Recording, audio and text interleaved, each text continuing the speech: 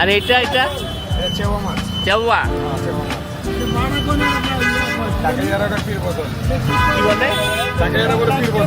পীর বদন, বদনটা পীরের মতো এই জন্য নাকি? এটা আমি কখনো খাইনি। কাটা আছে নাকি অনেক? না, একটাই লম্বা কাটা। এই কাটা খালি লম্বা, মাছটাই কাটা। আচ্ছা, আরেক সাইডে কোনো কাটা নেই, মাছটা উঠেলে খাওয়া যায়। আপনি খেয়েছেন? আপনি খেয়েছেন? অনেক টেস্ট।